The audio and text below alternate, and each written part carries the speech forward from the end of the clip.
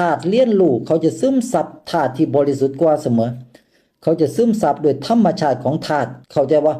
ธาตุทั้งหลายมันทำหน้าที่แค่ซึมซับเลี้ยนรู้ไปเรื่อยเมื่อมันได้เจอธาตุที่บริสุทธิ์กว่าเป็นธาตุของพุทธาแล้วมันจะซึมซับกลายเป็นเนื้อเดียวกันจนสุดท้ายอวิชชาขาดสะบั้นออกจิตทั้งหลายจะกลายเป็นธาตุบริสุทธิ์เสมอกันทั้งหมดเลยนี่คือการถ่ายทอดจากจิตสู่จิตแต่ว่าเวลามาคุยกับโลกสมมุติเนี่ยโลกมนุษย์เนี่ยโลกสมมุติเนี่ยมันต้องอาศัยอาการกระเพื่อมนี่แหละแต่ว่ามนุษย์มันก็บ่เห็นอาการกระเพื่อมที่มันแผ่ออกไปเป็นธาตุบริสุทธิ์ใสประกายผึ่งนั้นบ่เห็นมนุษย์มันบ่เห็นว่าจริงๆแล้วมันเป็นการถ่ายทอดจากจิตสู่จิตเป็นพลังงานธาตุใสบริสุทธิ์แผ่ออกไปสัมผัสจิตพวกเขาแล้วจิตของพวกเขามันจะซึมซับกายสภาพเป็นธาตุบริสุทธิ์โผล่ขึ้นมาเองนี่คือการทำงานของจิตสู่จิตแต่ว่าเวลามาอยู่ในโลกของมนุษย์กลับต้องอาศัยเสียงนี่ในการเว้า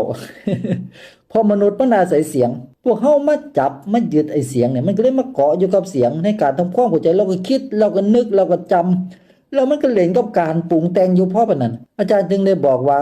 การฟังธรรมะพระอาจารย์มาบ่อาจารย์บ่ได้สอนให้คิดบ่ได้สอนให้จำพระอาจารย์กำลังถ่ายทอดจากจิตสู่จิตพวกเขาฟังไปเรื่อยๆแต่น่ะบ่ต้องจำบ่ต้องคิดนะทำตัวให้ใครเป็นขี้ไก่เดียนน่ะบ่ต้องจำฟังไปเรื่อยๆฟังตลอดเวลาเดี๋ยวมันจะเข้าใจของมันเองมันได้ยินของมันเองมันเข้าใจของมันเอง